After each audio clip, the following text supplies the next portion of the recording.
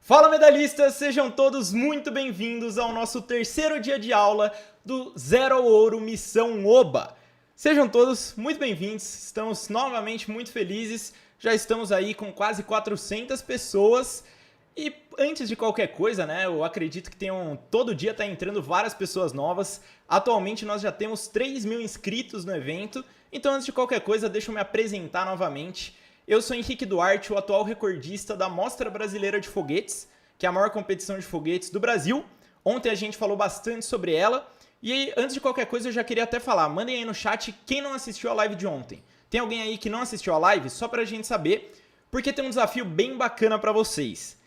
Ontem a gente conversou na live, ontem nós batemos 900 pessoas numa segunda-feira estudando sobre foguetes. E o desafio foi lançado que nós não estamos deixando as aulas gravadas justamente para criar um compromisso com vocês. Porque se ficasse tudo gravado, você assistia a hora que quisesse e acabar deixando para depois e acabar nem estudando. Então a gente não deixa elas gravadas, mas se hoje bater 1.000 pessoas, ontem foram 900, se hoje bater 1.000 pessoas, nós iremos fazer uma página com as gravações. Esse pessoal mandando é o pessoal que não estava na live de ontem. Eu não assisti a live de ontem, tem bastante gente então que não assistiu a live de ontem e tá aí um desafio para vocês. Se nós batermos 1.000 pessoas, nós iremos divulgar a live de ontem, a live de anteontem e também as próximas, que nós teremos lives todo dia até esse domingo, até o dia 9 de preparação para a OBA. Então, como vocês podem ver aqui, nós temos a capa do vídeo, não sou eu, é o professor que vai dar aula para vocês hoje. Eu estou iniciando aqui para introduzir o assunto com vocês. Eu acho que a maioria, como tem bastante gente nova, só para explicar rapidamente, nós estamos fazendo uma preparação para a OBA, então Olimpíada Brasileira de Astronomia, desde o 6º ano até o último ano do ensino médio, que é o nível 3 e o nível 4, e hoje vocês terão um aulão de física com uma pessoa que é muito especial para mim. Ela vai entrar daqui a pouco para falar com vocês. Vocês irão conhecer assuntos muito interessantes da astronomia, que muitas vezes parecem difíceis, mas na realidade não é tanto assim. Já estamos com 500 pessoas, vamos tentar dobrar aí, chama os amigos. Deixa o like também, já que daí chama mais pessoas ainda. E bora tentar chegar em 1.000 pessoas, porque o professor que vocês terão aula hoje é alguém muito especial. Explicar um pouquinho, coloca a foto aí, Renan, para o pessoal dar uma olhada. Essa foto, eu falei ontem bastante sobre a jornada de foguetes, e essa foto foi na minha primeira jornada de foguetes. E se vocês olharem, o professor que está bem aqui desse lado, com a camiseta verde, ele foi o professor que fez basicamente eu conhecer as Olimpíadas Científicas, e eu diria que se eu tô aqui hoje, todo o processo que eu passei foi por causa desse professor, porque ele que deu o primeiro incentivo e falou que era possível eu participar e conquistar minha primeira medalha. E depois disso ele ficou até o final do processo. Então, quando vocês viram ontem aquele momento emocionante de da gente quebrando o recorde brasileiro, ele estava lá junto, ele era o professor da equipe, então ele tem muita experiência, ele dá aula de Olimpíadas desde quando eu nem sabia andar direito, e ele é um ótimo professor de física formado na USP. Então, é um prazer enorme para mim ter a chance de, num projeto nosso aqui de divulgação de Olimpíadas, ter a presença dele, e eu tenho certeza que vocês vão gostar muito, que é o melhor professor de física que eu já tive. Então, sem mais delongas, temos aqui Dudu, olá. Grande professor Carlos Eduardo. Vou deixar ele se apresentar aqui, que senão eu vou ficar falando o dia inteiro. Quase 600 pessoas, hein, pessoal? Vamos entrar aí. Isso aí. Olá, pessoal. Boa noite, boa noite, boa noite. Tudo bem, gente? Quanta gente no chat. Caramba, 600 pessoas, 400 likes. Tem margem para mais 200 likes aí, então. Vamos aí, pessoal. Boa noite! Bom, como o Henrique me apresentou, eu sou professor de física, formado pela USP, trabalho com Olimpíadas há pelo menos 10 anos, né? E com a OBA desde esse tempo também, e estou aqui um pouquinho hoje para compartilhar com vocês, trazer para vocês um pouquinho de tudo isso que durante esse tempo a gente vem desenvolvendo e vem dando certo, né? Também estou na equipe Medalhei, tem aula de física lá no Medalhei comigo, só entrar... quem ainda não é aluno, para conferir, para poder estudar um pouquinho mais para a OBA e muitos mais conteúdos. Boa noite, pessoal do chat tá mandando aí, salve Dudu, salve, salve pessoal. Boa noite, gente, muito legal. Quase 700 pessoas, hein? 700 pessoas, vamos chamando aí que estamos chegando lá, gente. Estamos chegando nos nossos 1.000 aí para poder liberar as gravações da live. Brabo, opa! Tudo bem, pessoal? Boa noite. Vamos lá, então? Podemos começar?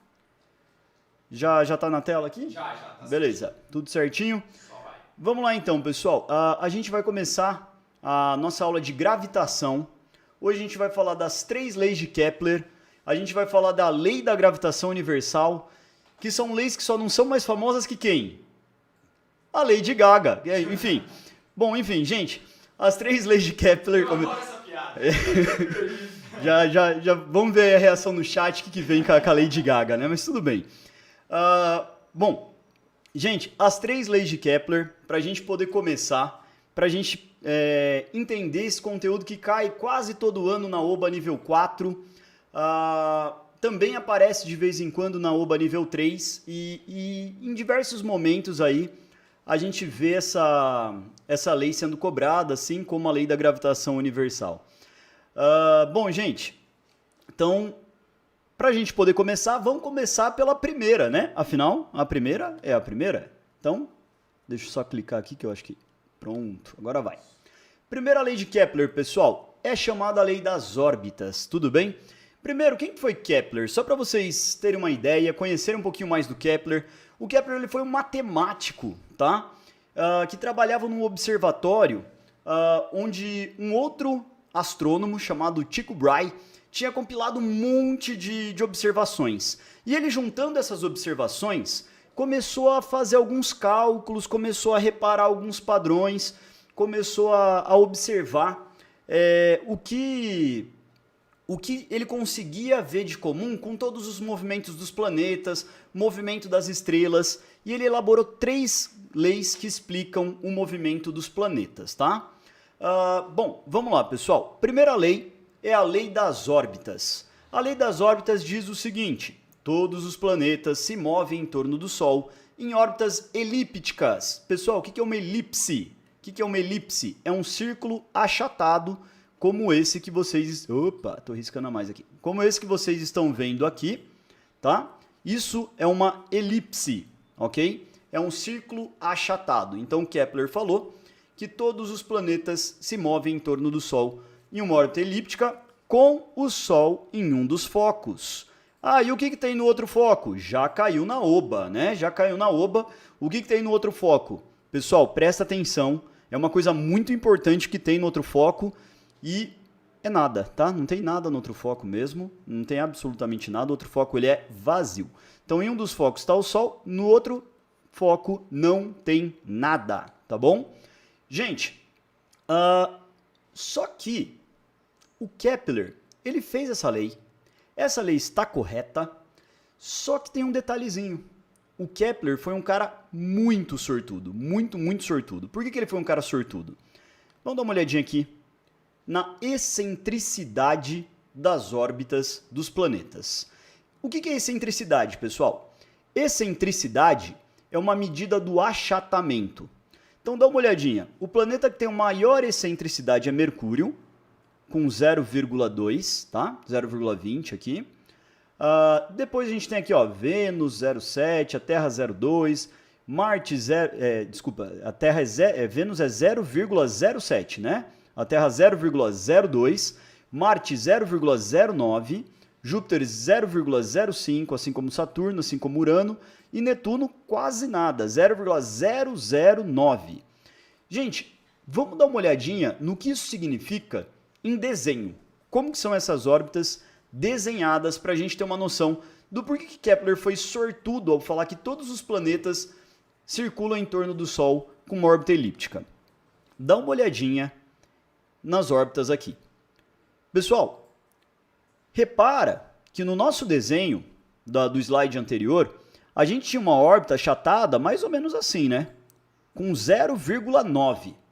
Repara que todos os planetas, tirando Mercúrio, todos esses planetas, a órbita delas tem um achatamento, tem uma excentricidade entre essas duas primeiras órbitas. Uma órbita que tem excentricidade 0, que seria um círculo, tá? Então, se a excentricidade é 0, é um círculo perfeito.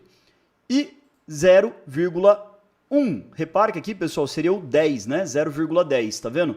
Que ó, o 7 é menor do que o 0,10, né? O 0,02 é menor. Então, todos os planetas que vocês estão vendo têm uma órbita praticamente circular. Então, apesar da gente falar que pela lei de Kepler todos os planetas circulam em torno do Sol numa órbita elíptica, essa elipse é pouquíssimo achatada, tá, pessoal? Não é quase nada, ela é praticamente totalmente arredondada. Só para vocês saberem como que a gente mede o achatamento de uma órbita, a excentricidade. A gente pega aqui, ó, a distância do centro até a distância de um dos focos, né? Isso a gente chama de distância focal, e divide pelo semi-eixo maior, que é essa distância do centro até esta parte aqui. Quando a gente faz essa divisão, a gente consegue achar essa excentricidade. Pode ver que quanto mais afastado do centro está o foco, mais achatada vai ser essa elipse, tá bom? E todos os planetas, com exceção de Mercúrio, Mercúrio seria esta terceira órbita aqui, mas todos os planetas estão entre essas duas primeiras. Repara que se a gente ainda for pegar a Terra, Netuno estão mais para a primeira do que para a segunda. Júpiter, Saturno, Urano estão na metade do caminho. Marte Marte e Vênus estão mais perto da segunda, tá? E Mercúrio está exatamente aí na terceira imagem. Repara, pessoal, que se eu apagar os pontinhos do meio, a olho nu, a gente quase não consegue diferenciar que isso está achatado, né? É um círculo pouquíssimo achatado. E isso já caiu na oba, pessoal. Já apareceu na oba. Em que forma de pergunta? Vamos ver?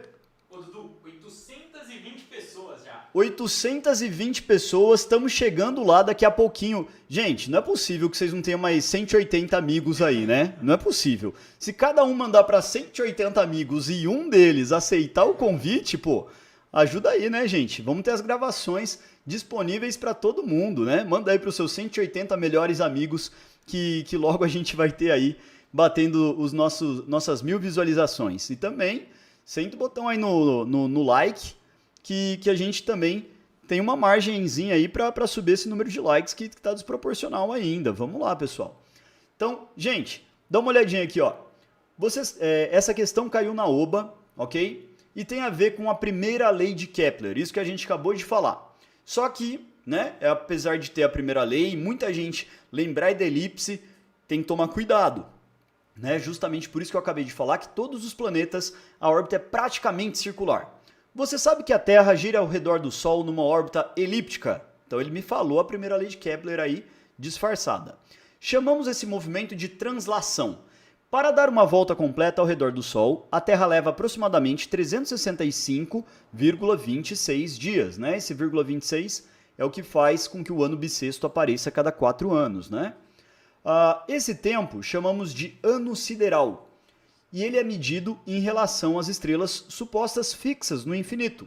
E é maior do que o ano trópico, que é aproximadamente 365,25 dias, né? Que é medido em relação ao Sol. Então, como o Sol ele tem um pequeno deslocamentozinho, dá uma diferença entre as estrelas mais afastadas, que estão fixas, entre aspas, como elas estão muito longe, a gente não consegue perceber o movimento delas, com o Sol, que se movimenta também um pouquinho, então a gente acaba tendo essa diferençazinha em relação ao Sol, do ano trópico para o ano sideral. Mas isso não é importante para a nossa pergunta.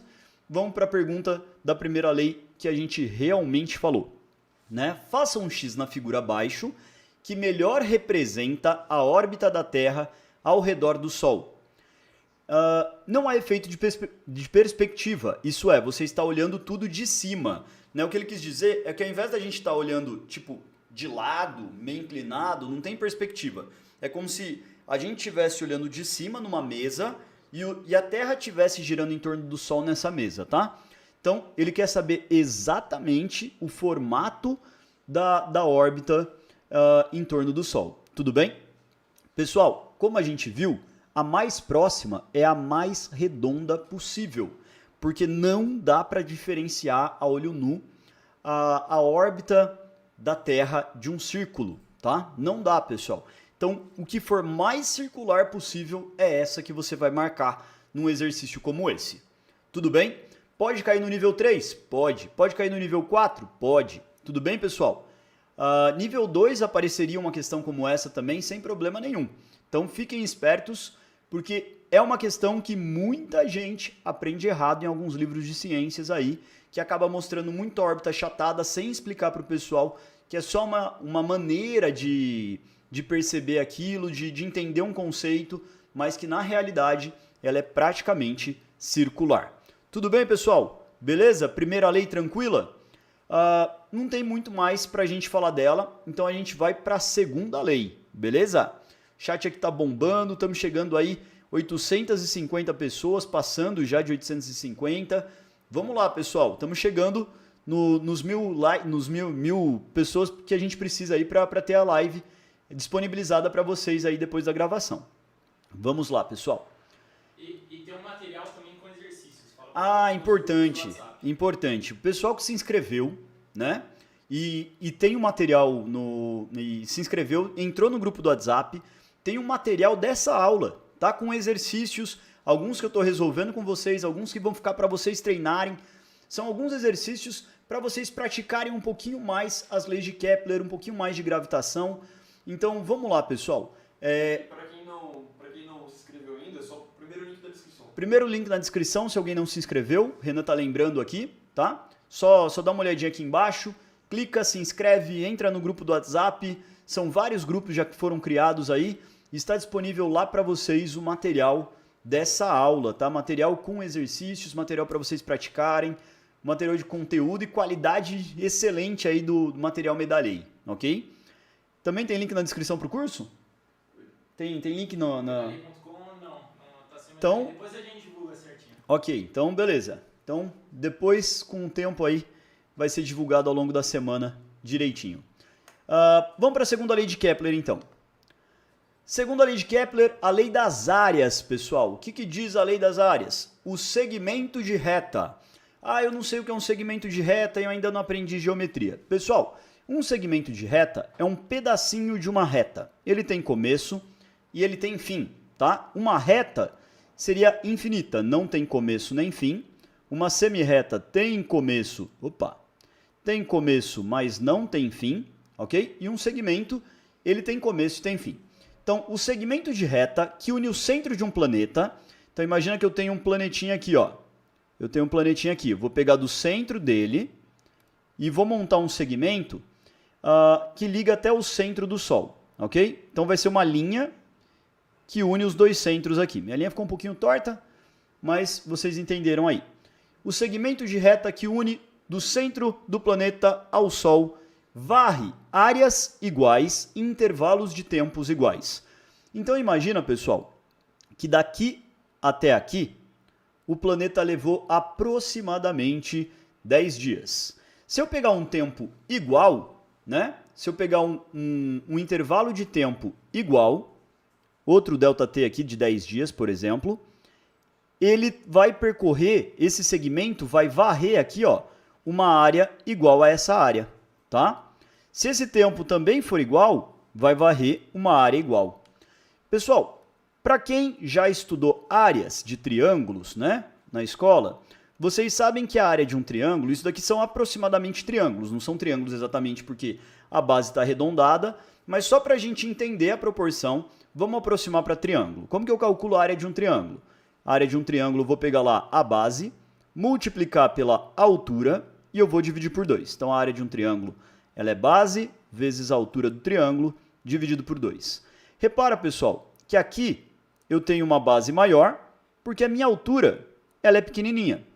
Aqui, ó, eu tenho uma altura gigante, porque eu tenho uma base pequenininha. Então, olha o que a segunda lei de Kepler sugestiona para a gente. Olha o que ela sugere para a gente, né? Em tempos iguais, se esse tempo aqui foi de 10 dias igual a esse tempo de 10 dias, por exemplo, essas áreas são iguais. De tal forma, pessoal, que quando eu estou mais próximo do Sol na minha órbita elíptica, eu acabo percorrendo uma distância maior. Tá vendo aqui, pessoal, que quando o planeta está próximo do Sol, para que a área seja a mesma, ele tem uma velocidade aqui, ó, ele percorre muito mais linha do que quando ele está afastado. Quando ele está afastado, como a altura vai ser maior do que essa altura aqui, esta base tem que ser maior do que essa base aqui, para que a gente tenha a mesma área. Por exemplo, Imagina que eu tenho aqui uma base de 10 unidades e uma altura de 2. Se eu tiver uma altura de 10 unidades, a minha base vai ter que ser 2. Então, a mesma proporção que diminui um, aumenta o outro, tá bom? E aí, o que a gente pode concluir a partir disso, pessoal? Que quanto mais próximo do Sol o planeta estiver, mais rápido esse planeta vai estar. Tudo bem? Quanto mais afastado, mais devagar. Pessoal, a gente chama esse ponto aqui, ó, da órbita mais próximo do Sol, a gente chama de periélio. Hélio é o Sol. Peri, lembra de perto, tá? Então, perto do hélio, perto do Sol, é o periélio. Se ao invés de ser uma órbita em torno do Sol, fosse uma órbita em torno da Terra, a gente chamaria, se fosse, por exemplo, a Lua girando em torno da Terra. Este ponto seria o perigeu, tá? Geu é a Terra, perto da Terra. Se fosse de qualquer outro astro, chama de periastro, tá bom? Agora o ponto mais afastado, lá atrás, pessoal. Ponto mais afastado, lá atrás. Esse daqui é o afastado, lembra de afastado, afélio, afastado do hélio, afastado do Sol, tá bom? Tem algum hélio no chat aí? Estão afastando de você, Hélio? Pô, que mancada, sacanagem com o Hélio. Manda um salve aí, Hélio. Se tiver por aí, vamos mandar um abraço aí pro Hélio, pessoal, tadinho do Hélio. Então, afastado do Sol, afastado do hélio aqui, afélio. Se fosse a Terra, né? Mesma lógica que a gente teria pro periélio, perigeu, periastro, tá? A gente só vai mudar a gente só vai mudar a palavra que vem depois. O prefixo é sempre o mesmo, ok? Gente, então no afélio, na parte mais afastada, a gente vai ter um movimento mais lento. Na parte mais próxima, a gente vai ter um movimento mais rápido. De novo, lembrando do que a gente acabou de resolver, que essa órbita está muito achatada, né? Se ela está muito achatada, pessoal, não é tanta diferença desse jeito que a gente está vendo aí, né?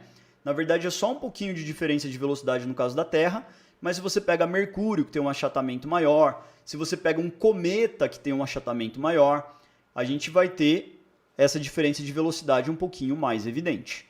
Tudo bem? Vamos ver como isso aparece em exercícios? Vamos dar uma olhadinha aqui. Então, apareceu na OBA, né? Pessoal, repara que na OBA, muitas vezes, você não precisa decorar a lei de Kepler, né? Você precisa saber usar. Como assim? Não precisa decorar e precisa saber usar? Várias questões vocês vão ver ao longo do dia, conforme a gente for fazendo aqui a nossa live, que tem que bater 1000 pessoas, ainda faltam umas 140 pessoas aí. A gente vai ver ao longo da nossa live, pessoal, que várias questões vai dando as 3 leis de Kepler, tá? Ele fala no enunciado pra gente, eu não preciso decorar, eu preciso saber usar. Eu preciso saber como, por exemplo, o que eu acabei de falar em relação a quem está perto, quem está longe, quem é mais rápido, quem é mais devagar. Eu preciso analisar uma imagem, entender o que eu tenho que fazer com aquilo. Então vamos dar uma olhadinha nessa questão que me conta as 3 leis de Kepler, então eu não precisava ter decorado. Então se eu decorei, não era isso que a OBA vai me pedir, o que a OBA me pede? Ela pede para eu usar. Como assim? Vamos lá para o exercício. As leis de Kepler são as 3 leis de movimento planetário definidas por Johannes Kepler, de 1571 a 1630, um matemático e astrônomo alemão. Kepler estudou as observações colhidas por mais de 20 anos pelo astrônomo Tycho Brahe, de 1546 a 1601. Vale a pena vocês pesquisarem um pouquinho da história desses dois, que é bem legal. É uma história bem bacana. Os dois são pessoas bastante diferentes, né? O Tycho Brahe é uma figura bem excêntrica. Dá uma procuradinha, pessoal, que vocês vão gostar bastante da história deles. E descobriu que por volta de 1605 que os planetas seguiam 3 leis matemáticas. A primeira a gente já viu, diz que a órbita de cada planeta é uma elipse, com o Sol em um dos focos. A segunda, a lei das áreas, a gente acabou de ver, afirma que a reta, na verdade o segmento de reta, que une o planeta ao Sol varre áreas iguais em tempos iguais. A terceira eu não vou dar spoiler, eu não vou ler a terceira ainda não, deixa a terceira aí, a gente já fala da terceira lei. A figura mostra a órbita da Terra, fora de escala e bem mais achatada. Olha a OBA, lembrando a gente de que está fora de escala, bem mais achatado, bem mais excêntrico, né? Afinal, a órbita era para ser praticamente circular. E as posições da Terra ao longo do ano. Pessoal, olha que interessante. Repara Dezembro, janeiro, fevereiro. Olha como a Terra está bem afastada nesses 3 pontos, porque ela está andando muito rápida, porque ela está próxima do Sol. Agora, olha junho, julho, agosto, setembro, como está juntinho, né? Por que está juntinho? Porque a Terra anda mais devagar. Nossa, mas é assim de verdade?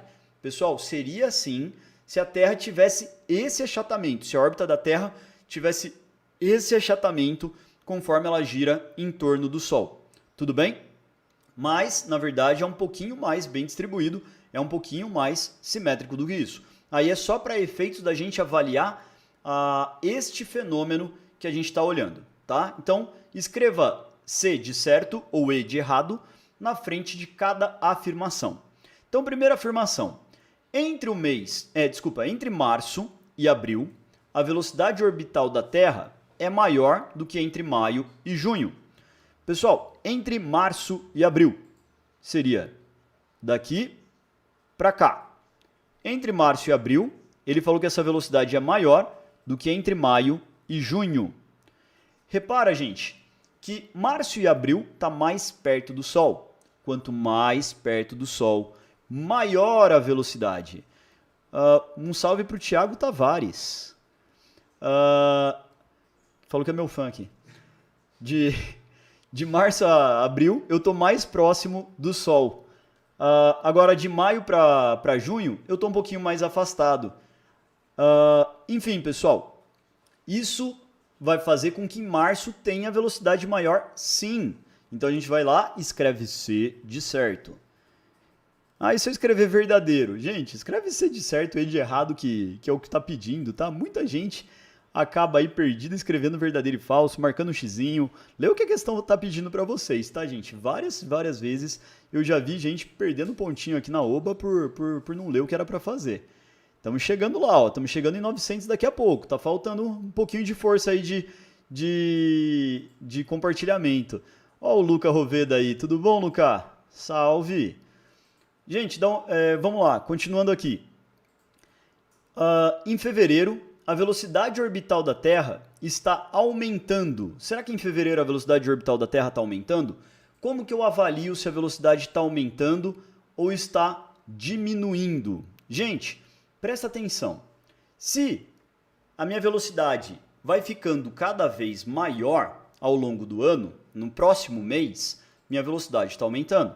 Se ela vai ficando cada vez menor, ela está diminuindo. Olha pela setinha aqui, pessoal. E até mesmo dá para olhar pela ordem dos meses, né? Fevereiro, março, abril. Então, em fevereiro, eu estou indo nessa direção aqui, ó. De fevereiro para março, pessoal. De fevereiro para março, a gente vai estar se afastando do Sol. Se eu estou me afastando, eu estou indo cada vez mais devagar, pessoal. Eu estou indo cada vez mais lento. Então, nesse caso, está errado, porque a velocidade da Terra está diminuindo em fevereiro. Ela aumenta, pessoal, conforme eu me aproximo do Sol. Então, de julho até janeiro, ela aumenta. De janeiro para julho, ela diminui. Ok? Tudo bem, pessoal? Vamos lá, gente. Terceira afirmação. Na maioria das questões tem figura, algumas cobram análise de cálculo por excentricidade. A maioria das questões que precisam de figura vai ter sim. Eles vão explicar se está distorcido ou não, tá bom? Fica tranquilo que conforme for aparecendo a necessidade disso, vai tendo aí uma figura ou não. Mas em geral, primeira e segunda lei de Kepler aparece uma imagenzinha sim. Temos 900 pessoas na live, cara. Se por 100 pessoas não ficar a gravação, meu Deus. 90. Aí vai ser 90 gente, pessoas, pessoal. só falta 90. Só falta 90. Ó, explica pro pessoal, não vai ficar gravada a live se não chegar em 1000. E a dos dias anteriores também não tá gravada. Então vamos lá. Para quem chegou agora, pessoal, o negócio é o seguinte. Essa live não vai ficar gravada. Ela só vai ficar gravada se chegarmos a 1000 pessoas. Então temos 900 pessoas agora, 900 e pouquinho aqui. Então convida mais um amigo. Aí a gente dobra. Convida mais um amigo, obriga ele a assistir, fala que você vai meter porrada nele se ele não assistir, de maneira gentil e educada, claro. Mas vamos lá, pessoal, faz uma forcinha aí que a gente tá chegando Se chegar nos 1000, todas as lives da semana vamos ter gravações aí disponível para vocês poderem revisar, pegar o conteúdo que vocês acessam no link aqui embaixo, se inscreve na semana do Zero Ouro aí, do Medalhei, vão entrar no grupo do WhatsApp, vão receber um material de estudo com algumas questões aí para fazer. Então vamos lá, pessoal, força, só faltam 70 agora, hein? Muita gente chegando. Tem muita gente chegando, 60? Vamos pôr 60 pessoas, pessoal. Põe mais 60 pessoas aí, que todo mundo vai poder assistir essa live depois e todas as outras. Vamos lá, chegando a 1000 pessoas aí, 1K. Vamos lá, pessoal, dá uma forçada aí, manda bala. Gente, terceira afirmação para chegar num K. A força da gravidade do Sol é a mesma em todos os pontos da órbita da Terra. Esta questão a gente responde com mais precisão ainda hoje, tá? Que eu vou falar da força de gravidade. Já vou falar para vocês que quanto mais distante, mais fraca é a força gravitacional. Então ela não é a mesma em todos os pontos da órbita, tudo bem? Ela vai ser, quanto mais próxima, maior. Então ela está errada, beleza? Ela está errada, ok? Vamos lá, pessoal. Pela terceira lei de Kepler, podemos afirmar que em julho a velocidade orbital da Terra é a menor. Pessoal, vocês ainda não viram a terceira lei de Kepler, mas a lei de Kepler que fala em relação à velocidade não é a terceira. A que fala de velocidade de próximo ou distante é a segunda lei de Kepler, tá bom? Essa daqui está errado porque não é pela terceira lei de Kepler. A terceira lei de Kepler, a gente vai ver já já que ela fala que uma órbita e um período estão relacionados de maneira média. O Renan tá se emocionando que a gente tá quase chegando aqui, gente. Pô, uma forcinha. Fala pra quem tá na sala da sua casa. Fala pra desligar. Tá assistindo o quê? Novela? Pô, uma aula de física é muito mais instrutivo, gente. Pede e fala assim, viu? Vamos lá pra Oba, precisamos nos preparar, precisamos entender melhor os movimentos dos planetas. Vamos lá, pessoal. Dá uma forcinha aí que a gente tá chegando. Faltam 40 pessoas. Manda bala. Então a gente já sabe que essa daqui, ó, está errada. Beleza? E a última, para a gente finalizar nosso exercício e fazer a comemoração que no final desse exercício vai ter 1000 pessoas aqui. Pela segunda lei de Kepler, podemos afirmar que em janeiro a velocidade da Terra é a maior. Gente, como em janeiro a gente está no periélio, perto do Sol, esta é a maior e a segunda lei está correta. Então essa afirmação é correta. E aí? Chegamos a 1000! Aí sim! Chegamos a 1000! 1000 pessoas, olha a previsão, você viu? Meu amigo, 1000 pessoas, muito obrigado a todos vocês. Que maravilha, 1000 pessoas. 1000 medalhistas de ouro. Tô vendo aqui o Henrique, ele tá pulando sem camisa pela janela. Ah não, ele tá aqui, tá, enfim. O Renan ali também pulando, dançando Macarena, tá uma doideira. As lives estarão gravadas a todos. Muito obrigado a todos aí que chegamos a 1K. Muito obrigado, pessoal. Vocês são demais. Graças a isso, vamos ter todas as lives gravadas. Muito obrigado, pessoal. Vamos lá, gente. Vamos continuar a terceira lei de Kepler agora, em homenagem a 1K de visualizações, tá? A terceira lei de Kepler, pessoal, ela é um pouquinho mais matematizada. A terceira lei de Kepler, ela envolve uma conta, ela é uma lei genial, porque lembrando que eu contei para vocês que o Kepler, ele não tinha muitas ferramentas teóricas para estabelecer as leis dele. Ele tinha um monte de observações que ele foi compilando, ele foi testando, ele foi fazendo contas, foi verificando e até que ele chegou nesses padrões, né? Então, pessoal, para fazer isso, sem conhecer toda a física que viria depois, sem conhecer as leis de Newton, que dá os motivos das leis de Kepler, é algo sensacional, é algo genial, tá? A terceira lei de Kepler provavelmente não apareceria desta forma como a gente está vendo no nível 3. Ela apareceria mais no nível 4, talvez no nível 3 com uma questão muito difícil daquele ano. Talvez se eles explicassem como realizar alguma parte poderia aparecer, mas ela é uma questão muito mais de nível 4 do que de nível 3 ou níveis inferiores, tá? A primeira e a segunda lei já aparece. Pessoal, o que diz a terceira lei de Kepler?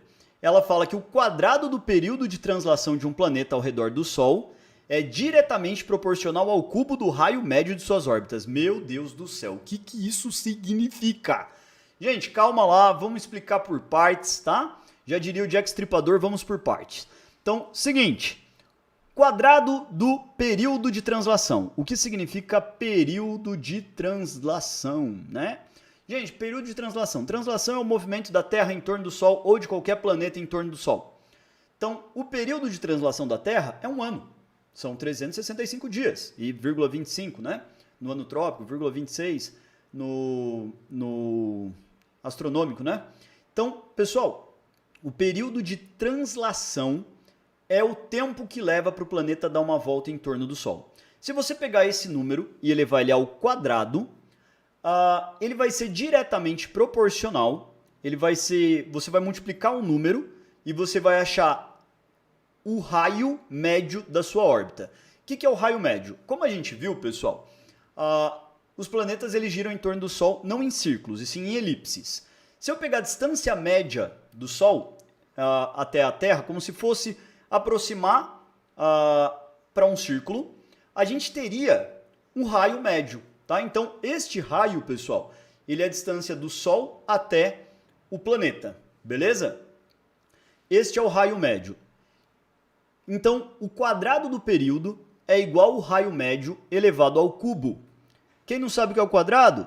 É você multiplicar 2 vezes o período. Tá? O T aqui é período, T de tempo. Tá? Já que período é uma unidade de tempo, a gente está usando o T. Vocês vão ver que a OBA usa o P de período mesmo, dá na mesma, tá?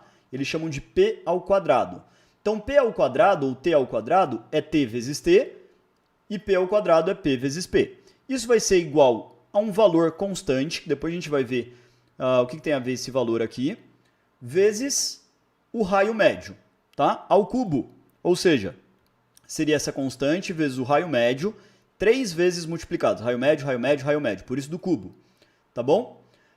Gente, a OBA vai mostrar para vocês o raio médio como se fosse D, da distância do planeta até o Sol. Tudo bem? Beleza? Gente, vamos lá então. O que isso ajuda a gente? Isso ajuda porque se eu pegar aqui, esse raio ao cubo que está multiplicando essa constante e passar ele dividindo o outro lado aqui, eu vou ter este formato da equação, que T ao quadrado dividido pelo raio ao cubo, T ao quadrado dividido pelo raio ao cubo é igual a um valor constante. O que é um valor constante, pessoal? É um valor que não muda. É um valor que é sempre o mesmo. Só que, pessoal, olha que legal. Ele é sempre o mesmo para a Terra, para Júpiter, para qualquer planeta que gira em torno do Sol. Então, eu poderia, inclusive, pegar, por exemplo, um planeta como a Terra. Eu poderia pegar a Terra aqui, dividir o quadrado do período pelo cubo do raio da Terra.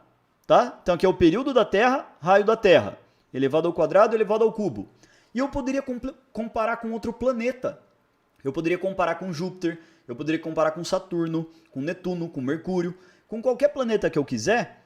Eu coloco, por exemplo, se eu souber quanto tempo leva para ele dar uma volta em torno do Sol, eu descubro a distância que ele está do Sol.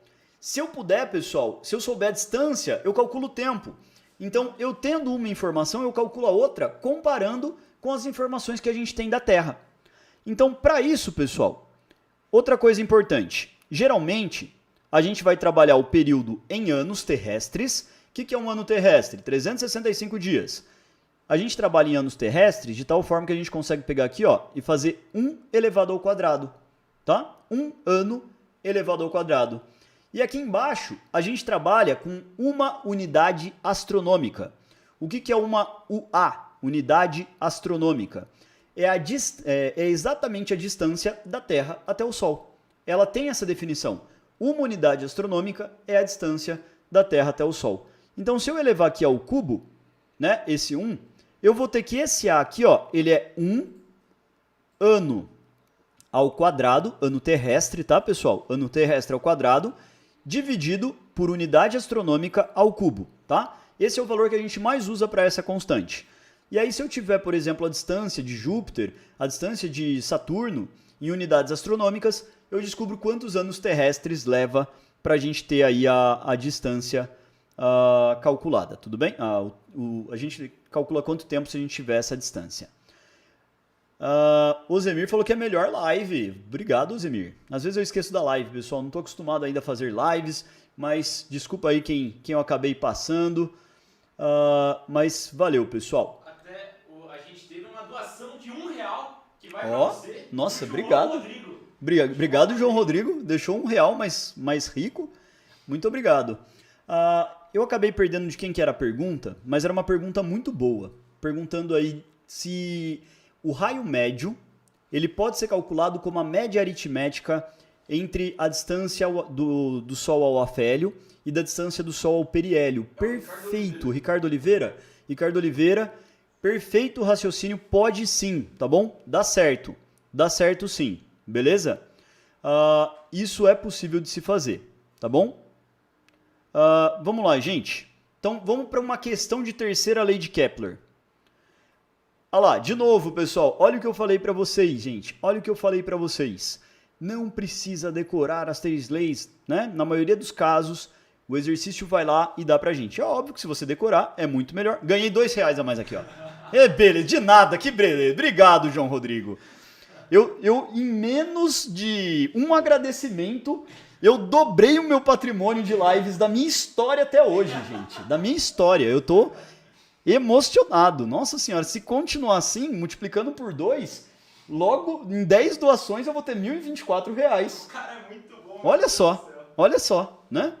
Inclusive, tem uma questão interessante em relação a isso. Pensem, pessoal, pensem um pouquinho. Tentem descobrir essa. Se você pegar uma folha de papel e você dobrar ela, você dobra a espessura da folha de papel. Quantas vezes você precisa dobrar essa folha? Não que seja possível, mas quantas vezes você precisa dobrar uma folha de papel para você chegar na Lua? Essa é uma pergunta bem legal, pessoal. Pega a distância da Lua, vê qual espessura teria que ter seu papel. Lembra que a cada dobra ela está dobrando a sua espessura. Quantas dobras você teria que fazer para chegar na Lua? Tenta fazer isso, gente. Vamos lá. Pessoal, então, as 3 leis de Kepler descrevem os movimentos dos planetas, luas, cometas, satélites artificiais e etc. Né? Para os planetas, dizem o seguinte: as órbitas de cada planeta é uma elipse, estando o Sol em um dos focos. Primeira lei, já vimos. Segunda lei, uma linha reta entre o Sol e o planeta varre áreas iguais em intervalos de tempos iguais. Já vimos. O que significa o A? Unidade astronômica. Terceira lei, a lei dos períodos. O quadrado do período orbital P, dividido pelo cubo da distância D, média do planeta até o Sol é uma constante K. Então, ó, pessoal, isso daqui é a terceira lei de Kepler. Eu escrevi como T ao quadrado dividido por R ao cubo é igual a A. Ele está chamando o T de P, de período, ao quadrado. A distância média, o raio médio, então ele está chamando de D.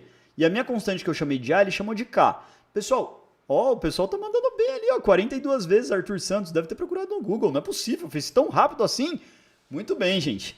Mas 1024 dobraduras? Não, bem menos. As 42 vezes aí que o Arthur mandou, deve ter calculado aí muito bem, mandou benzaço. Ou 1024 é o tamanho do universo, talvez, né? Vamos ver. Vai fazendo aí, descobre qual que é o tamanho do universo observável. É um conteúdo bem legal também de procurar. Saber que o universo observável ele tem mais anos-luz do que o próprio tempo de universo. Dá uma procuradinha nisso, pessoal. Tem um monte de coisa interessante na astronomia. Manda bala. Mas parabéns aí esqueci o nome dele que acertou aí os 42. Parabéns. Sobrenome acho que era Santos, se eu não me engano. Depende um pouquinho de quanto você considera a espessura, tá? Alguns vão falar um pouquinho mais, um pouquinho menos. Depende da espessura que você considerar de uma folha. Mas mandaram 45, dependendo da espessura da folha, pode variar um pouquinho sua conta. Vamos lá, pessoal. O pessoal tá perguntando aqui se chegar a 1000 likes também conta. Conta dobrado aqui, pô. Se chegar... Vai ter que pensar num prêmio. Aí o Henrique falou que vai ter que pensar num prêmio aí, pessoal. Então vamos fazer chegar a 1000 likes. Então quem tá aqui e não deixou o like ainda... Tá facinho, tá pertinho, pô. Like acumulativo, manda um like aí, pessoal. Manda um like pra gente fechar essa conta. E vamos então aos exercícios. Então até agora a gente só leu as 3 leis de Kepler e vamos chegar aqui embaixo agora no que a pergunta realmente quer dizer. A figura ao lado traz o esquema das órbitas dos 6 primeiros planetas do Sistema Solar na escala correta de distância, onde 1 centímetro significa uma unidade astronômica. Então, olha a escala, o que eles estão fazendo? Que 1 centímetro representa uma unidade astronômica, uma distância da Terra até o Sol, beleza? Gente, vamos lá. Obrigado aí o pessoal que está fazendo doações. Você recebeu R$2 do Elias Andrade. Obrigado, Elias. Obrigado, Love Game. Muito obrigado, pessoal. Vamos lá, gente.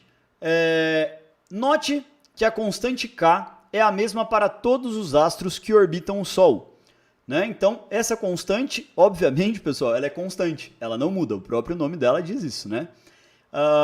Vamos lá. E depende das unidades usadas para expressar P e D. Por exemplo, no caso da Terra, se usarmos o período em anos terrestres, AT, ele chamou, e a distância média do Sol em unidades astronômicas, UA, que é a distância entre o Sol, a bolinha preta no centro da figura, fora da escala, e a Terra, que é a terceira órbita. Então, repara aqui, ó, pessoal, Mercúrio, Vênus, Terra é a terceira, Marte, Júpiter, Saturno, tá bom?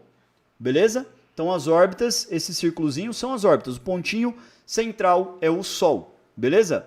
Então, se a gente usar em anos terrestres, em unidades astronômicas, chegamos a 1000 likes. Chegamos a 1000 likes. Muito bem, obrigado, pessoal. Live histórica aqui do Medalhei. Muito obrigado a todos.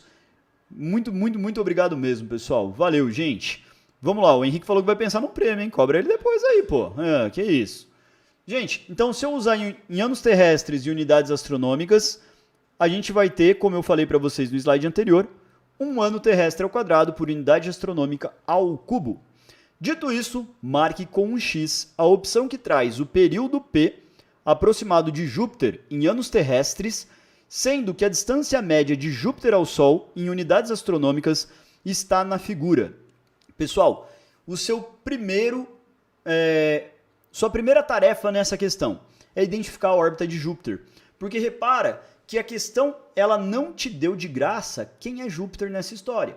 Mas ele te falou que os planetas estão organizados e você, prestando uma prova de astronomia, tem que saber a órbita dos planetas ao redor do Sol. A gente já fez aqui que a órbita de Júpiter é esta daqui, né? Este 5,2 de distância do Sol até Júpiter vai ser a distância de Júpiter.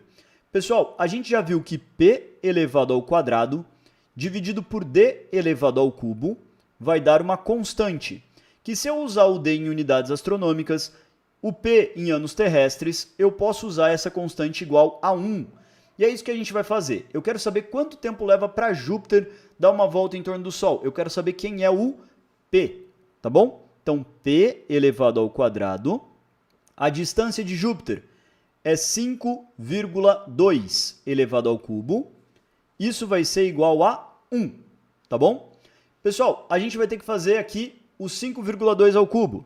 Então, a OBA esse ano vai permitir o uso de calculadora. Até um tempo atrás não permitia... Opa, peraí que eu coloquei errado aqui já. Não permitia o uso de calculadora, tá bom? Mas a partir desse ano pode. Eu vou fazer na mão aqui, vou fazer 5,2 vezes 5,2, depois multiplicar por 5,2 de novo, rapidinho aqui, só para a gente não perder muito tempo aqui. 10, 25, 26... opa, eu coloquei a vírgulazinha ali antes da hora, né? Então, soma ali, soma tudo. A gente vai ter aqui, ó, 4072, põe uma vírgula aqui. Duas vírgulas por quê, pessoal? São duas casas decimais aqui, né? Então, depois do resultado, eu venho da direita para a esquerda e coloco duas casas decimais. Pego o 5,2, vou multiplicar pelo 27,4. Pessoal, eu vou multiplicar só pelo 27, porque esse 0,4 é muito pequenininho e as respostas são bem diferentes uma da outra. Então, dá para a gente fazer aproximado, que vai dar uma resposta bem próxima do real, tá? Bom, eu vou inclusive, pessoal, Não sei nem se não precisava do 0,2, mas eu vou multiplicar aqui. Ó. 2 vezes 7 dá 14, sobe 1, dá 4, fica mais aqui. 5 vezes 27, 35, sobe 3, 12 vai dar 13, tá? Então, aproximadamente 140, tá? Deu aproximadamente 140 aqui embaixo. Então, P elevado ao quadrado dividido por 140,4, vou deixar 140, é igual a 1. Pessoal, quem está dividindo pode passar para o outro lado da equação multiplicando. Ai, meu Deus, mas eu estou no 6º ano e ainda não vi isso. Pessoal, como eu falei, essa é uma questão que aparece muito mais para nível 4 do que nível 3, tá? Então, não se preocupe que isso dificilmente apareceria para você no nível 3, tá bom? Bom, pessoal, passei o 140 multiplicando, 140 vezes 1 dá 140, pega esse quadrado, o inverso do quadrado é a raiz quadrada, então ele vai passar para o lado de lá, tirando a raiz. Pessoal, não é uma raiz exata, mas aproximadamente, essa raiz está muito perto da raiz de 144, que é uma raiz exata. O 144 dá 12, tá? Então a gente vai falar que isso aproximadamente vale 12. 12 o quê? Anos terrestres, né? Júpiter demora aproximadamente 12 anos para dar uma volta em torno do Sol, tá? Então, se você está assistindo essa live e você tem 12 anos, desde o dia que você nasceu até hoje, Júpiter só deu uma volta em torno do Sol. Os jupiterianos comemoraram apenas um ano novo desde que você nasceu. Olha como demora para Júpiter dar uma volta em torno do Sol. Isso porque ele está mais distante. Quanto mais distante, mais demora para esse planeta dar uma volta em torno do Sol. Ok? Beleza, pessoal? Tudo tranquilo? Essa é uma questão mais de nível 4. Não fiquem preocupados se você está no nível 3. Você vai chegar no nível para fazer isso daqui. É só estudar, é só treinar bastante que vai mandar bem. Pessoal do nível 4... ficou com dificuldade? Vamos estudar que dá para pegar. Às vezes uma questão de Olimpíada parece muito distante, mas é só a gente sentar, estudar, persistir, que a gente consegue rapidinho reverter o nível. Às vezes a gente fala assim, nossa, é muito difícil, não vou nem tentar, e a gente deixa de conseguir grandes conquistas na nossa vida, né? Eu tenho visto isso há vários e vários anos dentro das Olimpíadas. Eu falo para alguns alunos, gente, tenta. Alguns desistem, os outros tentam. E sempre aqueles que tentam, pessoal, sempre conseguem avançar e muito, tá? Sempre conseguem ter excelentes resultados, conseguem aprender bastante coisa. Então, persistam. Às vezes você não vê de um dia para o outro, mas em alguns meses você vai ver uma diferença imensa. Eu conheci muito aluno que no 6º ano não pegava medalha e terminou o 9º ano, por exemplo, arrebentando de ganhar medalha, né? Tem até uns aluninhos meus aí que ficavam de recuperação no 7º ano, e aí começou a ganhar recorde de foguete, ganhar medalha na oba. Não sei se vocês já ouviram falar dessa história por aí. Mas enfim. Gente, vamos lá. Próxima questão. Gente, seguinte. Outra questão que... essa questão ela tá aqui por um motivo, tá? E o motivo é... a oba às vezes assusta. Mas a oba é boazinha. Então, às vezes, a gente vê um texto desse e fala assim, nossa... já era. Senta que lá vem, né? Meu Deus do céu, e agora? Olha o tamanho dessa questão, olha esses números. Raiz cúbica de M2 dividido por 3M1 vezes R. Meu Deus, é impossível. É simplesmente impossível. Pessoal, esta questão se resolve em uma linha. Vamos colocar aí 3 linhas, porque é uma conta de dividido na letra A. E na letra B, ela se resolve com uma frase. Então, toma cuidado de olhar para uma questão e ter esse preconceito, ter esse medo de se assustar. Encara a questão, vê o que ela quer dizer. E aí depois, pessoal, a gente vê se ela é fácil ou difícil. Se vale a pena a gente perder um pouquinho mais de tempo, ou se não, putz, vou fazer as outras mais simples, tá? Mas dá uma olhadinha nisso. Ele conta uma baita de uma história, e essa história não necessariamente vai ajudar a gente a resolver a questão. Mas vamos ler a historinha primeiro. Com o desenvolvimento da astronáutica está cada vez mais fácil colocarmos telescópios em órbita. Contudo, alguns, como o SOHO, o Solar and Heliospheric Observatório solar e heliosférico. Heliosférico é que fica apontando para o Sol, tá, pessoal? O tempo inteiro ele aponta para o Sol. Precisam girar ao redor do Sol no mesmo período que a Terra e fica entre o Sol e a Terra, pois precisa observar o Sol 24 horas por dia, tá bom? Então, ele vai ficar sempre em uma posição, pessoal, que ele consegue enxergar o Sol. Então, pode ver que nas posições... A gente já vai falar das posições, vamos lá, não vou dar spoiler. Mas, pela terceira lei de Kepler, onde fala que o período elevado ao quadrado é igual a uma constante vezes o raio médio elevado ao cubo, ou seja, quanto menor a distância do Sol, menor será o período e vice-versa. Logo, não seria possível colocar o Sorro e outros satélites para girarem ao redor do Sol com o mesmo período da Terra, estando num lugar diferente da Terra. A gente teria que colocar ele exatamente no mesmo ponto da Terra para ele acompanhar o movimento da Terra, para ele não se perder pelo espaço. Só que com isso, a gente teria o período igual, distância igual. Então ficaria em cima da Terra, a gente tem um probleminha aí. Mas o italiano Joseph Louis de Lagrange, em 1772, descobriu que há 5 períodos chamados pontos lagrangianos em um sistema Terra-Sol, ou no sistema Terra-Lua, ou Sol-Planeta, que são especiais. O ponto L1 fica na linha Terra-Sol, entre a Terra e o Sol, e é observado ali,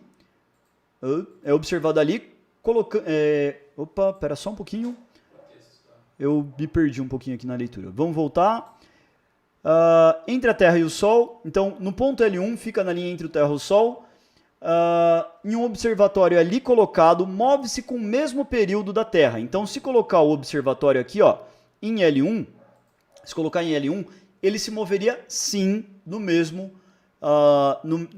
período que a Terra, conseguiria acompanhar a Terra, tudo bem? Vamos lá. Diga. O ponto dessa questão é que o texto é gigantesco, mas só de ler as perguntas você já conseguiria fazer. Exatamente, vamos chegar lá. Tal como faz o Sorro, o qual nunca é eclipsado pela Lua e recebe sempre a mesma irradiação do Sol. Veja na figura ao lado, o ponto L2 fica depois do cone de sombra, umbra da Terra. Pode ver que ele está depois da Terra, só que o que acontece, pessoal? A luz do Sol vem, bate para cá e faz uma região de sombra. O satélite ficaria depois dessa região de sombra, por isso que ele pode ficar depois e apontar para o Sol mesmo assim.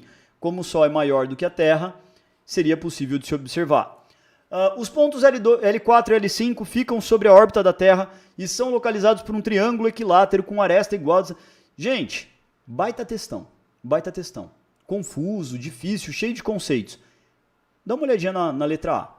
Considere que M1 seja a massa do Sol, M2 seja a massa da Terra. Então tá aqui, M1 massa do Sol, M2 massa da Terra, R seja a distância do Sol até a Terra e Rzinho a distância da Terra aos pontos lagrangianos L1 e L2. Então Rzinho seria isso daqui, essa distância aqui ou essa distância aqui, tá? São simétricos em relação a M2. Pode-se demonstrar que é dado por Rzinho, é aproximadamente esta conta gigante, só que ele me deu o resultado da conta. Ele já fez a conta para mim. Ele falou de tudo isso e ele já fez a conta para mim. Eu não vou precisar dividir, multiplicar, não vou precisar fazer nada. A conta está feita. Tudo isso daqui dá isso. Sabendo-se que a distância média da Lua é de 384 quilômetros, calcule quantas vezes Rzinho, mas quem que é Rzinho? Rzinho é 1,4 vezes 10 oitava quilômetros. Está mais distante do que a órbita da Lua. Então, não, peraí. Eu li tudo isso. Eu tentei entender os pontos lagrangianos para eu ter que pegar isso aqui e dividir por isso. É isso mesmo. Então repara, pessoal, que a oba, como eu falei, às vezes ela assusta, às vezes ela dá uma ideia assim de, meu Deus do céu, como que eu vou fazer essa questão? E a hora que ela chega, ela pergunta uma coisa fácil. Então não desista de uma questão antes de ler a pergunta. Às vezes vale a pena até ler a pergunta antes do texto, tá? Beleza? Então dá uma olhadinha, pessoal. Se eu pegar aqui, ó, 1,4 vezes 10 à oitava, para quem não sabe notação científica, se eu pegar esse 10 oitava, eu posso fazer essa vírgula andar 1, 2, 3, 4 casas, até 8, só que aqui tem um monte de zero, né? Então eu poderia pegar e acrescentar mais 4 zeros aqui e fazer essa... Opa, coloquei 3. Mais 4 zeros e colocar essa vírgula aqui, tá? Quem não sabe notação científica poderia fazer por aí. Quem sabe notação científica, eu faria o seguinte. Quanto que é 14.784?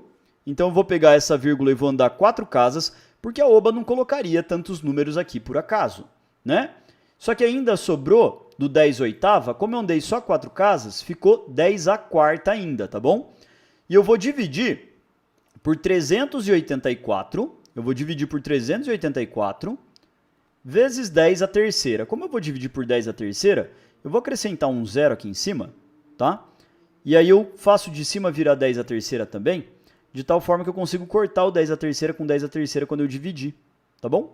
Então é uma divisão feia? É, mas esse ano você pode usar a calculadora na oba, tá bom?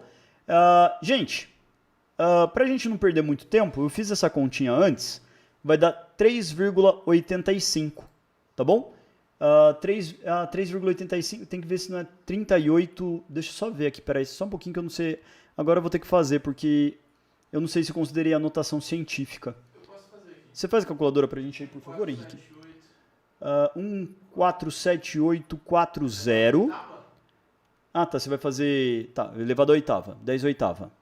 Dividido por 384.000. Isso. Vê aí quanto que vai dar pra gente, tá? Spoilers. Deu 3.850.000 ou eu errei? 3.850.000? Aqui vai ser 10... Se a gente pegar aqui, ó, 1.400, né?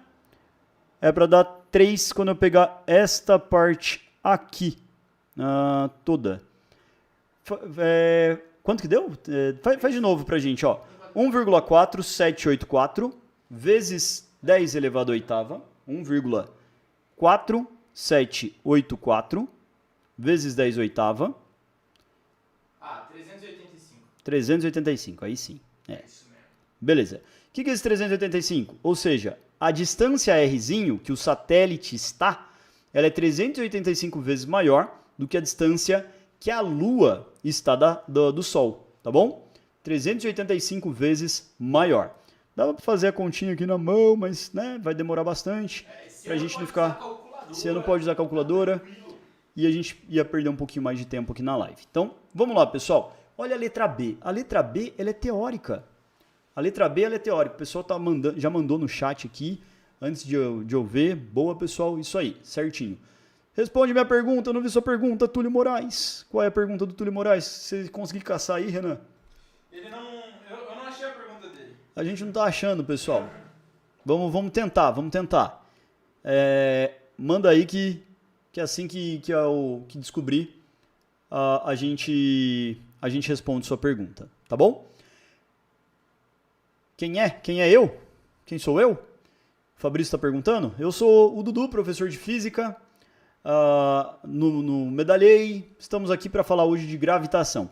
O pessoal que falou que arredondou para 400, gente, se pode usar calculadora, tenta evitar de arredondar. Faz com cálculo completo, porque quando sai o gabarito da oba, às vezes eles colocam que tem que ser com tantas casas de precisão e na pergunta não aparece às vezes. Tudo bem, pessoal?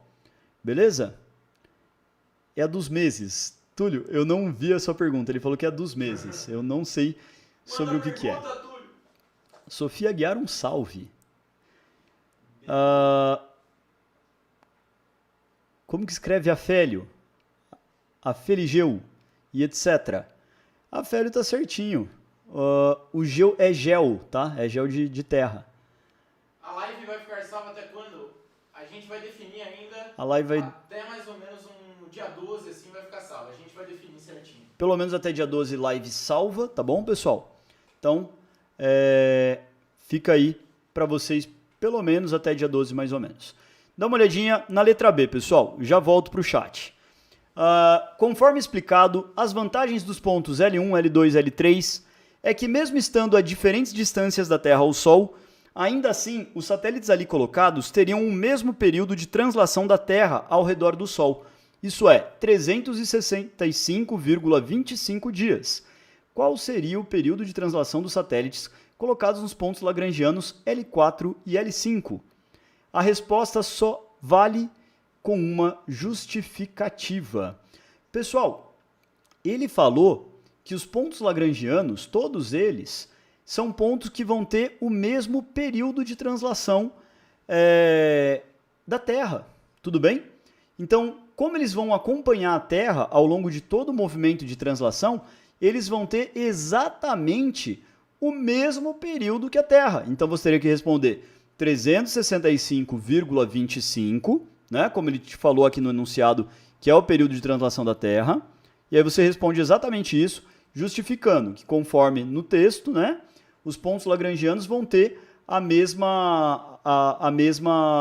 o mesmo período que a Terra. Pela terceira lei de Kepler, pessoal, mesmas distâncias teriam o mesmo período. Mas, pelo texto que ele explicou para a gente, o Lagrange achou estes pontos em especial, que também, apesar da distância ser um pouquinho diferente, a gente consegue fazer com que eles tenham o mesmo período orbital. Certo? Gente, vamos lá. Último assunto nosso, da nossa live, a gente vai falar sobre gravitação. Gravitação, pessoal, a gente vai falar um pouquinho sobre Isaac Newton, né? O Newton que tem aí 3 leis de Newton e também tem a lei da gravitação universal. Maçã, canhão e lua. Pessoal, o que isso tem a ver uma coisa com a outra? A maçã tem uma historinha que diz, né, que Isaac Newton estava na universidade, sentado, estudando, e de repente uma maçã caiu na cabeça dele. Ele estava sentado embaixo de uma macieira e uma maçã caiu na cabeça dele. E na hora ele pensou que a força que puxava a maçã em direção à Terra era a mesma força que mantinha a Lua presa gravitacionalmente em torno da Terra. Algumas pessoas falam que isso é só história para explicar um pouquinho, para tornar mais legal a lei da gravitação, mas é uma história bastante famosa. Pessoal, vamos entender por que a força que mantém a Lua em órbita em torno da Terra, assim como que mantém a Terra em torno do Sol, e assim como que mantém qualquer outro astro em órbita, pode ser um satélite artificial ou natural, tem a ver com a força da gravidade e como que a gente põe um objeto em órbita. Então imagina que eu peguei uma montanha muito alta, e eu coloquei um canhão muito potente. Se eu disparar uma bala de canhão desse canhão, ela vai cair na Terra. Aí eu vou lá e aumento a potência do meu canhão e disparo uma segunda bala que vai cair mais longe. Imagina que eu vou fazendo isso, aumentando a potência, e cada vez mais essa bala vai cair mais longe.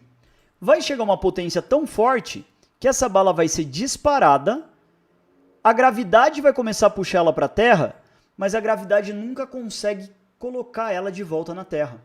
Por quê? Essa velocidade, chamada de velocidade tangencial, ela vai estar sempre apontando 90 graus em direção à Terra. E esse objeto vai entrar em órbita. Pode ver que essa velocidade, ó, ela estava apontando para cá. Ela até caiu, ela até foi em direção à Terra. Ó, a Terra está para lá.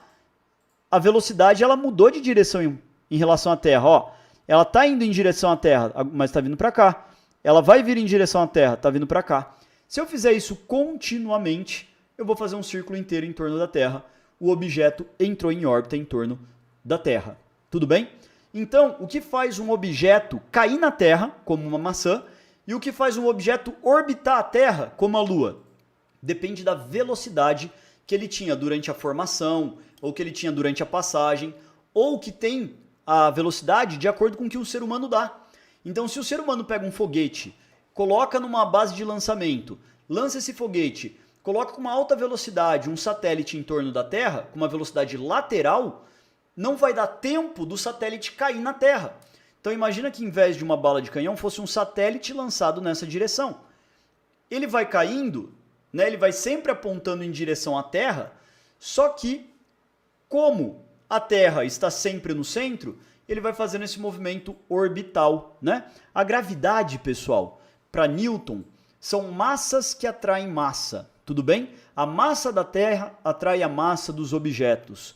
Então, pessoal, é por isso que, por exemplo, se você está aqui, ó, perto desse canhão agora, se você está aqui em cima do canhão nesse momento, tem uma pessoa lá do outro lado da Terra, no Japão, você está aqui, tem uma pessoa lá no Japão que está de pé de ponta cabeça. Por que essa pessoa está de pé de ponta cabeça? Porque como massa atrai massa, a massa do japonês está sendo atraída para a Terra. A sua massa está sendo atraída para a Terra. E é por isso que a gente consegue ficar aqui, ó, ao redor da Terra, sempre de pé, né? Porque embaixo para a gente é em direção ao centro da Terra. Então, se eu fizer uma velocidade para o lado, eu consigo entrar em órbita, eu só preciso estar rápido o suficiente. O que no caso de uma órbita em torno da Terra é muito rápido, tá, gente? 26, 30 mil quilômetros por segundo.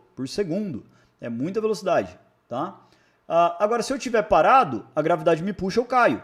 Se eu pular para cima, a gravidade tira minha velocidade e ainda me puxa para baixo, né? Então, para entrar em órbita, eu tenho que andar para o lado, beleza? Vamos lá, gente. Próxima parte aqui. A lei da gravitação universal, ela diz que toda força de gravidade, ela depende de uma constante da gravitação universal, vezes, constante da gravitação universal, que em todo o universo esse número é igual, é constante. Eu não preciso pensar nele, o exercício vai me dar essa constante. Vezes a massa dos dois astros que estão se atraindo, no caso o Sol e a Terra, dessa imagem aqui, ó, Mzinho é a massa do menor, que é a Terra, Mzão é a massa do Sol, dividido pela distância ao quadrado do centro de massa dos dois, tem que ser do centro dos dois, tá? Não é só da superfície. E aí a gente vai ter uma força gravitacional, a gente vai ter uma força de atração entre estes dois corpos. Se eu estou no nível 3, o que eu tenho que saber? Que Newton falou que a gravidade é causada por massa. Massa atrai massa, que quanto mais perto, mais forte a atração, quanto mais longe, mais fraca a atração. Se eu estou no nível 4, é bom saber a fórmula e saber como usar, tá bom? Nível 3, massa atrai massa, e quanto mais distante, mais fraca vai ficando essa atração. E quanto mais massa, mais forte vai ficando essa atração. É por isso que, por exemplo, eu não tenho gravidade suficiente para atrair essa caneta gravitacionalmente. Eu preciso de muita massa, né? Mas o planeta consegue me atrair porque ele tem muita massa. Tudo bem? Gente, vamos lá. Eu acho que essa é a nossa última questão. Exato. A nossa última questão. Vamos lá, gente. A lei da gravitação universal de Isaac Newton diz que a força F entre dois corpos de massa M1 e M2 é diretamente proporcional ao produto de suas massas e inversamente proporcional ao quadrado da distância entre os seus centros. Ou seja, ele me deu a fórmula. Então também, igual a lei de Kepler, às vezes eu não vou precisar decorar que ele vai me dar? Exatamente isso, pessoal. Onde G é chamada a constante da gravitação universal. A Terra e Vênus têm quase a mesma massa. Então eu posso falar que a massa de Vênus é igual à massa da Terra. Mas a Terra está a uma unidade astronômica, 1 UA. Se a distância do Sol a Vênus é de 0,7 unidades astronômicas, assinale um X com a opção que indica o quão maior é aproximadamente a força gravitacional do Sol sobre Vênus do que a força gravitacional do Sol sobre a Terra. Então, quão maior vai ser essa força, né? Se eu dividir, olha lá, ó, dica, faça a razão entre as forças gravitacionais do Sol sobre Vênus e do Sol sobre a Terra. Pessoal, se você pensar um pouquinho na teoria, dá para você responder essa questão rapidão. Tá? Por quê? Dá para você eliminar algumas das respostas. Por que isso, pessoal? A gente sabe que os dois têm a mesma massa. Olha na fórmula aqui, ó. A força da gravidade do Sol até Mercúrio, Mercúrio? Não, Vênus. De Sol até Vênus e do Sol até a Terra, né? O Sol tem a mesma massa, não muda, o Sol não engorda, o Sol não faz regime. O Sol tem a mesma massa, independente do planeta que eu vou calcular. Então, esse M1, que é a massa do Sol, vai ser igual para os dois. A massa da Terra e de Vênus são iguais. Então, a massa de Vênus e a Terra vai ser o mesmo valor nessa conta. A constante também vai ser igual. A única coisa que vai mudar é a distância de Vênus para o Sol, da Terra para o Sol. Então, repara, ó, pessoal, eu vou começar a colocar aqui, ó, a força de Sol a Vênus e a força do Sol à Terra. Se eu colocasse aqui, ó, as duas fórmulas, ficaria Gzão, massa do Sol, massa de Vênus, dividido pela distância de Vênus ao Sol ao quadrado. Tudo isso dividido de novo, porque ó, esse aqui de cima e agora esse aqui de baixo. Gzão, massa do Sol, massa da Terra, dividido pela distância da Terra ao quadrado. Para ficar mais fácil de entender, quando eu tenho divisão de duas frações, eu posso copiar a primeira, que é Gzão M Sol M Vênus, dividido pela distância de Vênus ao quadrado, vezes distância da Terra ao quadrado, Gzão M Sol M Terra. Pessoal, repara uma coisa, como eu estou multiplicando, esse multiplica aqui, esse multiplica aqui. Então, por exemplo, ó, se eu estou multiplicando e dividindo pela constante da gravitação, eu posso cortar. Porque se eu pegar qualquer número, por exemplo, 5, e eu multiplico por um número e divido pelo mesmo número, eu volto no 5. 5 vezes 2 dá 10. 10 dividido por 2 dá 5. Então, se eu for multiplicar por G e dividir por G, eu posso simplesmente cortar ele. Vai dar 1 essa divisão. A massa do Sol pela massa do Sol também vai dar 1. A massa de Vênus pela massa da Terra também vai dar 1. Também vai dar 1. Então, repara aqui, pessoal, que era só eu fazer a distância da Terra ao quadrado dividido pela distância de Vênus ao quadrado. Melhor ainda, eu posso fazer a distância da Terra dividido pela distância de Vênus elevado ao quadrado. E aí, pessoal, olha como dá para resolver esse exercício. Chegou aqui. Dá para resolver esse exercício sem precisar fazer conta. A conta que você teria que fazer era 1 dividido por 0,7 e elevar esse resultado ao quadrado. Só que como 1 é maior do que 0,7, o resultado é maior do que 1. Quando você elevar ao quadrado, vai dar um número maior ainda do que 1. Então não pode ser 0,49, não pode ser 0,7, não pode ser 1. A resposta vai ter que ser 2, tá bom? Vamos dar uma olhadinha nisso? Então, ó, pessoal, ficaria 1 dividido por 0,7 elevado ao quadrado, tá bom? Se eu pegar 1 e dividir por 7, por 0,7, vai dar quanto aproximadamente? Vai dar quebrado, tá, gente? Mas aproximadamente, vou igualar as casas decimais aqui, ó, para poder cortar a vírgula. 10 dividido por 7 vai dar uma vez e sobram 3. Coloco a vírgula, posso abaixar um zero aqui. 7 vezes 4 dá 28 e sobra 2. 1,4 aproximadamente.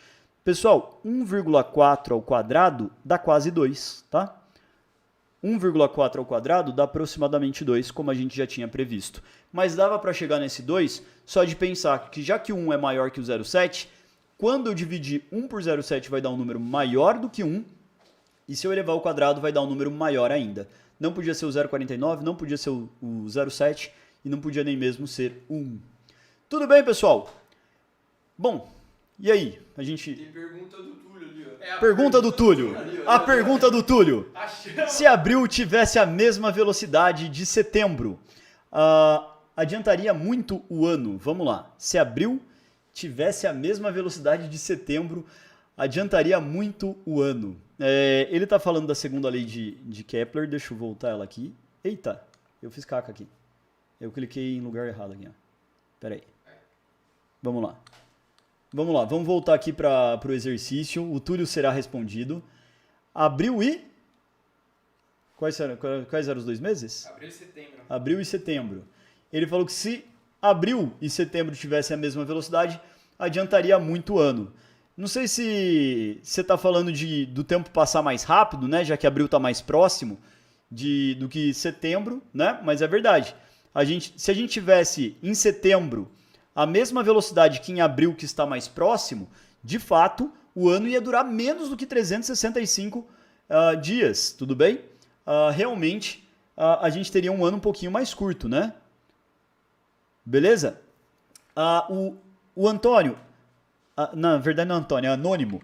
1,4 é mais próximo de 1. É verdade, mas você esqueceu de elevar ao quadrado. 1,4 ao quadrado dá aproximadamente 2, tá? Dá uma olhadinha nisso, ok? Túlio foi respondido. O 07 tá no enunciado. O pessoal que pediu o 07 está no enunciado. O porquê do 07, Pedro? Dá uma olhadinha no enunciado. A distância de Vênus ao Sol é 0,7. Beleza? É isso, Bonito cenário medalhei, não, gente? pessoal. Muito obrigado. Fica à vontade. Olha o que nós fizemos hoje, eu estou extremamente feliz aqui. Estou com o professor que iniciou minha trajetória olímpica. E todos os professores que estão acompanhando a gente. Temos ontem, no comecinho da live, tinha coordenador de escola, diretor de escola, professores. Tudo que a gente está falando sobre a Olimpíada, essa preparação, espero que vocês estejam gostando. Hoje batemos 1000 pessoas, um dia histórico. Faremos algumas surpresas para vocês, então acompanhem as próximas lives, que a cada dia a gente vai liberar coisa nova. Amanhã tem live com o Virgílio, uma live muito boa sobre luminosidade, brilho das estrelas, como funcionam as estrelas. E eu estou muito feliz. A aula com o Dudu, vocês puderam ver que aprender astronomia é algo muito legal, a parte da física. Acredito que tenha muita gente nova aí, que talvez tenha ficado um pouco confusa ainda com os conceitos. Mas como o Dudu disse, eu era aquele aluno que ia na aula dele sem entender muito bem o que estava acontecendo, mas conforme o tempo foi passando, eu fui entendendo cada vez mais e minha vida se transformou completamente por causa das pessoas aqui. Foi quem começou ali o movimento e eu espero que nós possamos aqui estar fazendo você se interessar também e começar a estudar. Beleza, pessoal? 1.100 likes, olha isso, Sim, olha isso. Sim. Ó, o João Rodrigo. O João. Muito obrigado, João. Valeu, querido. Então é isso, pessoal. Tivemos aí muitas pessoas, o Dudu recebeu o dinheiro, o pessoal elogiou muito ele e o pessoal tava pedindo um curso de física, hein, Dudu? Aulas de física. Quem sabe a gente não faz umas aulas para OBF, se o Dudu tiver um tempo aí, vamos ver. Vamos ver. Mas é isso, pessoal. Ó, e sobre a gravação a gente vai vendo como é que vai ser. Exato. Amanhã a gente dá mais informações, mas fiquem em paz que nos próximos dias vocês poderão ter a gravação dessa aula e das últimas também e das próximas. Beleza? Aula fora. Não posso falar essas coisas aqui, tem pessoal muito Você novo. pode falar Perdão, do Sebastião. pais da O família Sebastião, toda. ele tava falando pra sortear uma cabra. Eu não sei muito Sortear bem. uma cabra. Veremos a viabilidade da cabra medalhei. Beleza? Tamo junto. Valeu, pessoal. Valeu, pessoal. Muito obrigado pela companhia. Obrigado aí Palavras. Obrigado aí o pessoalzinho que tá elogiando. Agradeço de coração. Muito obrigado mesmo, pessoal. Valeu. Desculpa quem não pude responder. Às vezes a gente tá olhando pra cá, é muita gente. Mas muito obrigado aí pela participação de todo mundo. Obrigadão, pessoal. Valeu a todos aí que participaram, contribuíram. Espero ter ajudado vocês um pouquinho mais. E do zero ao ouro, o ouro esse ano vem, hein? É isso. Valeu, galera.